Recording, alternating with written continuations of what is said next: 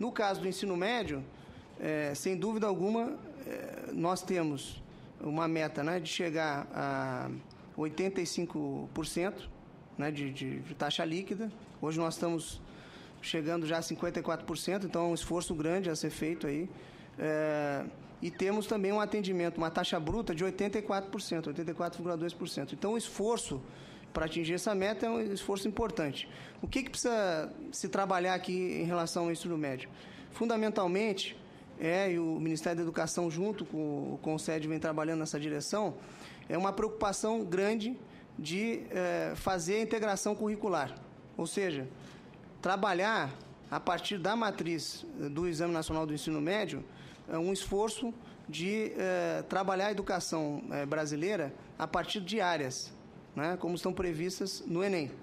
Então, essas 4 áreas do Enem, elas têm que se integrar de modo que, independentemente das disciplinas que são oferecidas no ensino médio, a gente consiga ter essa integração curricular que vai na direção de aprofundar o ensino médio e não trabalhar somente com o conteúdo, que é um conteúdo bastante abrangente, mas pouco aprofundado. Então, o esforço que está sendo feito aqui vai na questão do currículo, mas vai também em relação à formação, né? Porque, essencialmente, o que nós precisamos fazer é fazer com que os professores do ensino médio tenham uma formação adequada para abordar a questão do ensino médio a partir dessas áreas, e com isso a gente conseguir avançar, estruturar melhor o ensino médio, de modo a ampliar, melhorar a qualidade, mas, ao mesmo tempo, também com um esforço muito grande de inclusão.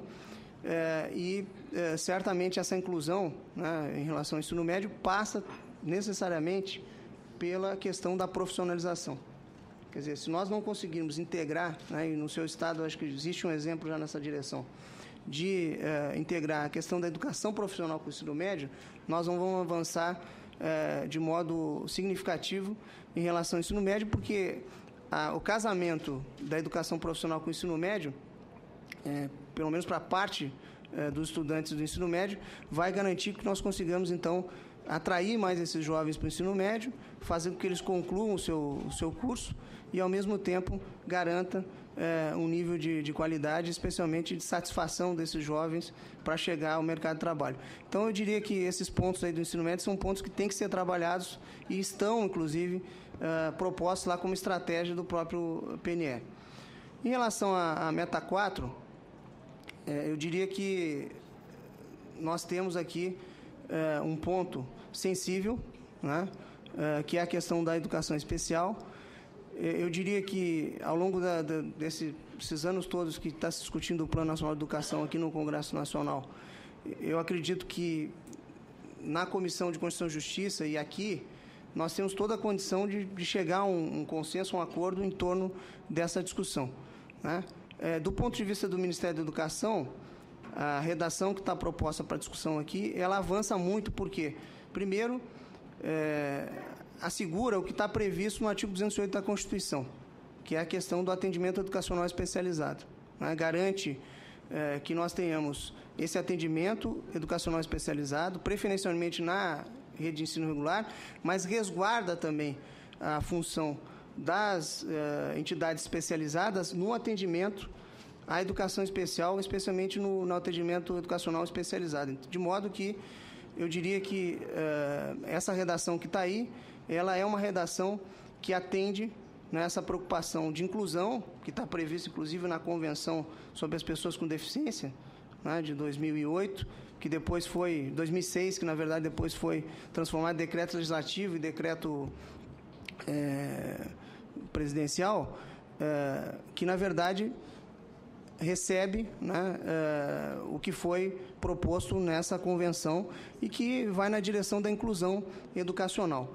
Nós tivemos avanços no período recente com relação a essa questão.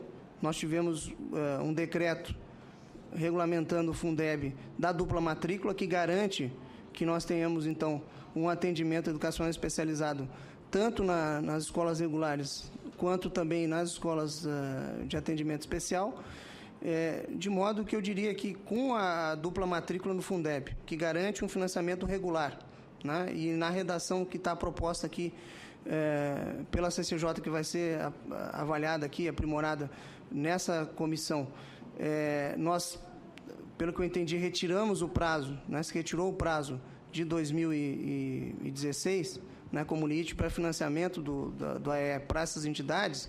Eu acredito que nós avançamos também de forma significativa. Então, a questão do financiamento, para deixar claro aqui também, eu diria que com o Fundeb, com os programas todos de assistência do próprio FNDE, está aqui o presidente da FNDE, Antônio Corrêa, nós conseguimos avançar em termos de financiamento, né? Nos últimos anos, nós tivemos aí um financiamento para entidades especializadas em torno de 800 milhões de reais nos anos de 2011 e 2012. Então, eu diria que nós avançamos muito em relação a essa questão do financiamento também, e acredito que há condição, sim, da gente fazer um grande acordo a partir da Comissão de Educação, de modo a atender tanto essa preocupação da educação inclusiva quanto o atendimento especializado. Em relação à meta 5, que é a alfabetização das crianças, eu diria que nós aqui avançamos muito, né? Há uma redação também que estabelece que até 8 anos, né, e é um programa do governo federal nessa direção, nós tenhamos as crianças se alfabetizando até os 8 anos, nos próximos 5 anos do PNE. Nós já temos 300 mil alfabetizadores, senador, sendo formados hoje, né, em toda a rede municipal e na rede estadual do país, recebendo formação em serviço a partir de uma rede de universidades, são mais de 36 universidades federais que participam dessa rede, de modo que os professores alfabetizadores, com essa formação e com essa orientação educacional que estão recebendo, eu diria que a gente está cumprindo um papel importante de avanço para reduzir cada vez mais essas desigualdades que nós temos regionais em termos de alfabetização na idade certa.